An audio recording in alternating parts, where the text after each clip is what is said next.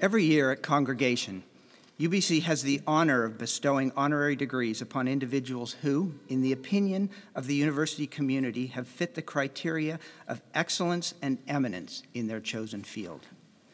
Memory Elvin Lewis and Walter Lewis are two of those individuals, and I invite them to step forward to receive their honorary degrees.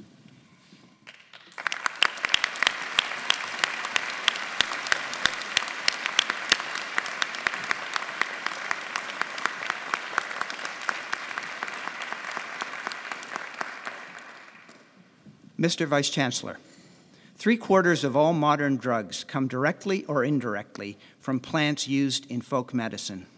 Walter Hepworth Lewis and Memory Elvin Lewis, both UBC alum, have spent their careers in a race against time to uncover new cures for diseases such as malaria, hepatitis, and tuberculosis. They have had to find promising plants before pristine jungle ecosystems were compromised and the traditional knowledge of their medicinal properties was lost forever. This husband and wife team, each with an enviable career and unique expertise, Dr. Elvin Lewis as a microbiologist and Dr. Lewis as an ethnobotanist, have traveled the world to evaluate and document traditional medicines used by Aboriginal peoples. Their discoveries have yielded patents for anti-malarial agents and proof of the value of traditional hepatitis remedies. Their award-winning textbook, Medical Botany, a pioneer in ethnobotany and pharmacology, has stood the test of time for more than 4 decades. As firm believers in collaborative research, a principle that we hold dearly at UBC, the Lewises facilitated negotiations among Native people, universities, and pharmaceutical companies in order to get new drugs to market while ensuring the holders of this traditional knowledge are fairly compensated and acknowledged for the wisdom their communities have gleaned for centuries. Dr. Elvin Lewis once said that one must have patience for technology to catch up to you and your discovery. It is perhaps this foresight that drove her to preserve a specimen of a mysterious case of Kaposi sarcoma in 1969. That sample, tested almost 2 decades later, proved to be the first case of AIDS in the United States. Dr. Elvin Lewis, we take great delight in knowing that the microbiology course you took at UBC sparked your interest in this field. Mr. Vice Chancellor, for their visionary contributions to unearthing and preserving knowledge for the benefit of all people, I ask you to confer the degrees of Doctor of Science, honoris causa, upon Walter Hepworth Lewis and Memory Elvin Lewis.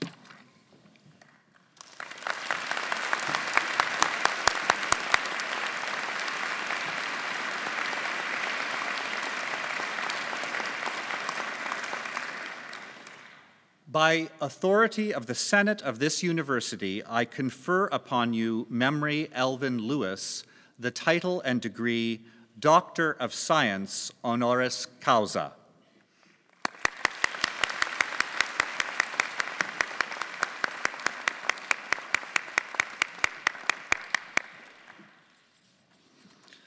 By authority of the Senate of this university, I confer upon you, Walter Hepworth Lewis, the title and degree Doctor of Science honoris causa.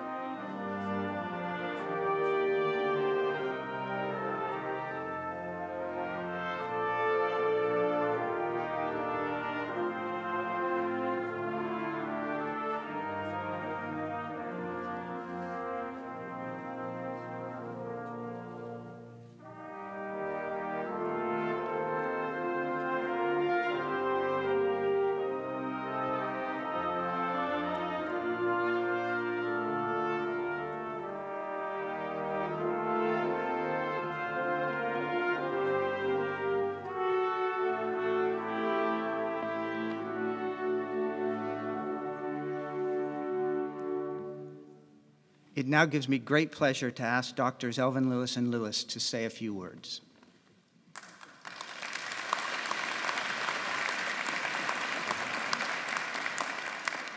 I, too, honor the Musqueam people to whose territorial land this university now resides.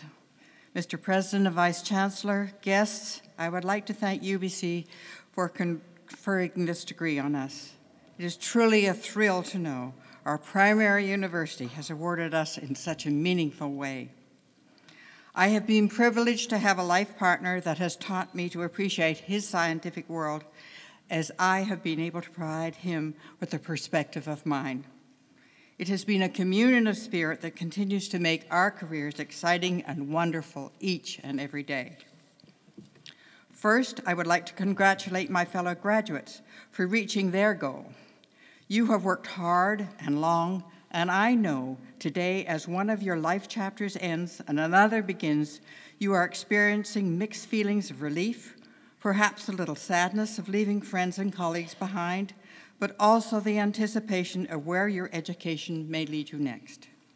I can recall this feeling 60 years ago in October when I too was in your place. Frankly, the only indelible mark I believed I would leave at this university was the stain on the ceiling of the organic chemistry lab when my lab partner and I retorted on the ceiling. No one said anything, but then perhaps I was lucky since my lab partner was President Mackenzie's daughter, Susie. Today in this room are numerous other classmates of mine who I first knew at Prince of Wales High School and others I met here. We continue to share memories of wonderful early beginning, and I'm grateful for their continued friendship, even though our lives have taken us in different directions and we live thousands of miles apart. My wish for you is that no matter where life may take you, those friends you have made here will always be a special part of your life. When Khalil Gibran wrote in his book of poems, The Prophet, about parents, he implied that they are the bows and their children are the arrows, meaning parents as a stabling influence can only point you in the direction you can go, but in spite of their hopes and dreams, they may not determine where you can land. Today, this may be said for those that helped you get to this point in your life, but also think of this university as being one of those strong guiding forces which will serve you well in the future. Within this context, this house of wisdom has led you to the threshold of your own mind. Each era has its own challenges, and while many significant things have, in my lifetime, evolved for the good, also during this period, man's insatiable needs have caused a crisis of exponential proportions, which make future life on this planet unsustainable. This is where your talents must come into play to resolve such issues as the never-increasing population, global warming, famine, emerging and current diseases, and depleting natural resources. It will take all your skills and resolve to find solutions so your future is brighter than is now anticipated. However, do not expect that introducing any new concept will be easy, since everyone believes they live in the center of the universe. This means any imposed alterations of a particular lifestyle are likely to be viewed within that perspective, not necessarily your own. If my eclectic scientific career has taught me one thing, it is never to stop learning, not only in your field of specialty, but outside of this niche as well. Life has many lessons to teach you, and you can draw on many sources to enrich your careers. For us, the privilege of being mentored by those that have relied on their livelihood and well-being by still using their traditional knowledge has been enlightening and worthwhile. Realizing that this information has value for future applications is particularly relevant to our future survival, and we are grateful to those who so graciously share this information with us. I appreciate that in the physical sciences, dogma is like a comfort blanket that is rigidly applied, but in the life sciences, dogma is more likely to be temporal, and concepts can evolve as technology expands one's horizons. While there may be a period where paying one's dues is expected and is a critical learning stage, it need not be forever. As you mature and become more confident, I hope you will realize that thinking out of the box also has its merit. Learn to be open-minded, for after all, that is where new advances are likely to emerge. I wish you well along life's way with the hope your talents and commitment will contribute to a better tomorrow. Good luck, everybody. Thank you.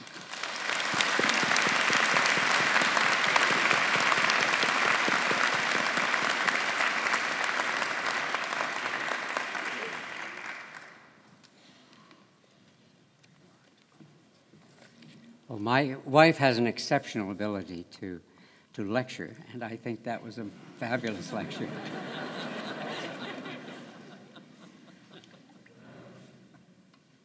Because I have a dry mouth.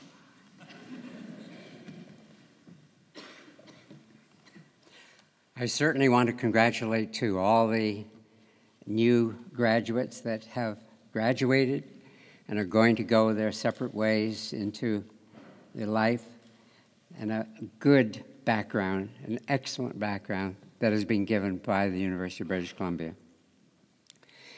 I wanted to give you sort of an example of what happened to me when I came to the university and left.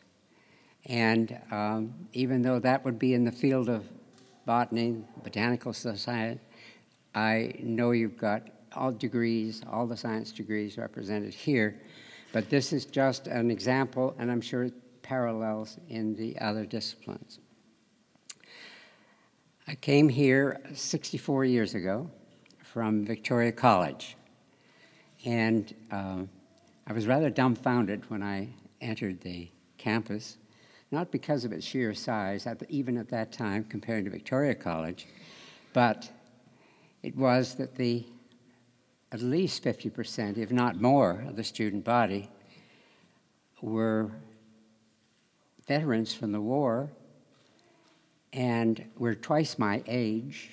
And the first thing that crossed my mind, not that these wonderful soldiers and sailors and airmen were getting a good education following their contribution to the world and certainly to the country, but how could I compete with them in examinations? That's the first thing came to my mind. Well, of course, I couldn't. At the age of, about 19. And their mid-age was roughly 30 to 35, in that range. And then when I went and got my dorm room, my mate was an ex-pilot of the Royal Canadian Air Force. And I'd barely ever left Victoria, so I felt I began with a very, very difficult road ahead. But, as is true, I'm sure, with you at certain times, maybe many times, as I felt, you find a professor that is willing to help.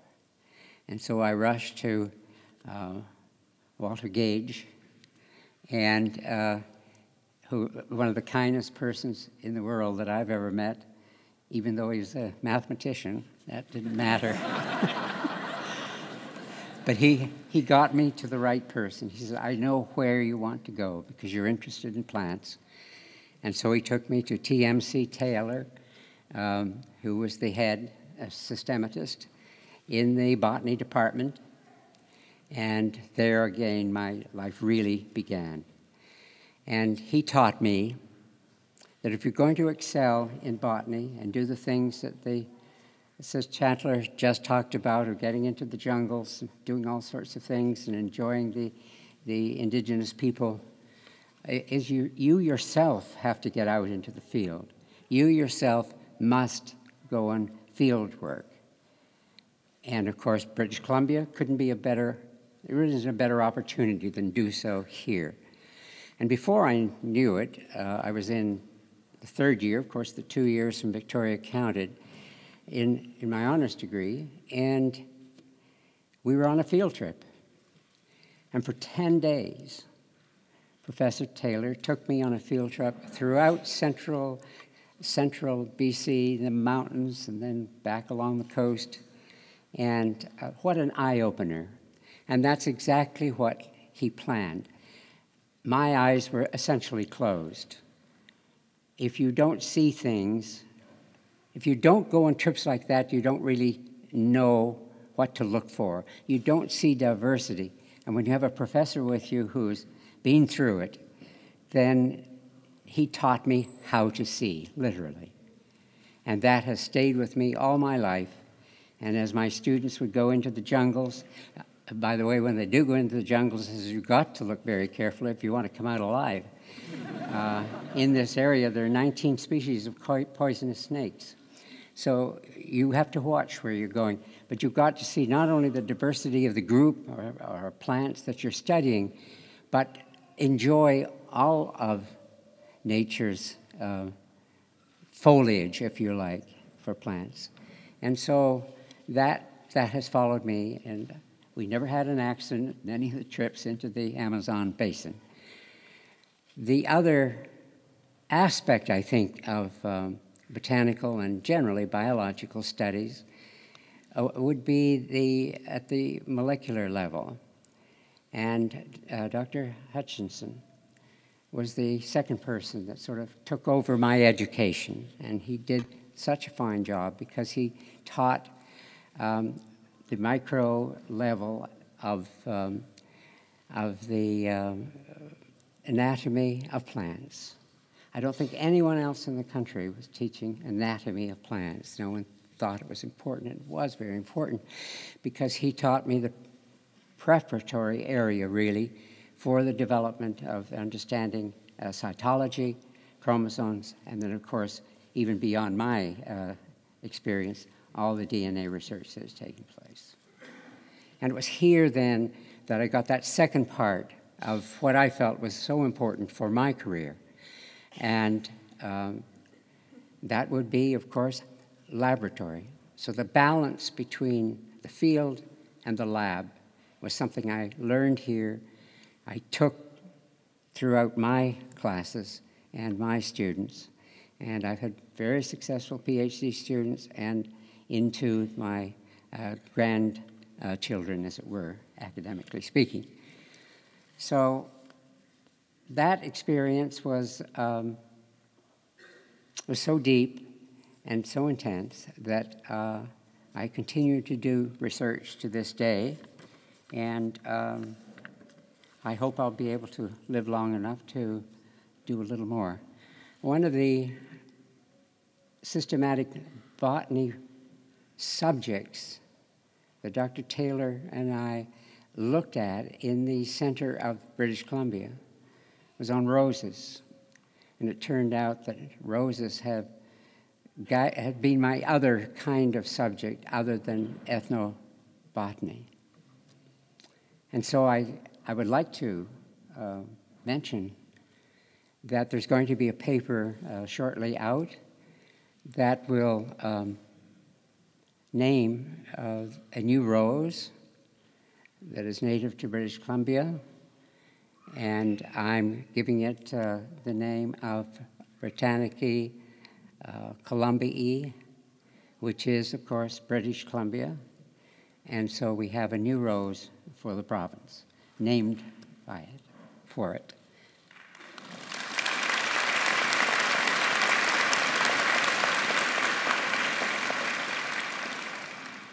And it really is an international rose, too, because it creeps just across the border into Montana. So we have to admit that it's also an American U.S. rose as well, but only in the tiniest of sense. Then I'm also going to publish later this year another rose that is found from Alberta and the lower parts of the Northwest Territories to let's see, through to Ontario, but only just into Ontario. And this is a very exciting rose that is very complex, and I'm naming it Rosa canadensis. And there is no Rosa canadensis, so this is new as well. So even when you get to my ripe old age of, well, we won't mention that,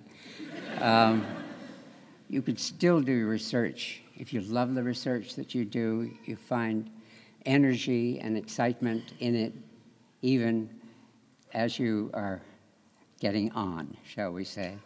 So the best to all of you. I'm sure you'll have extremely important things to do in the future.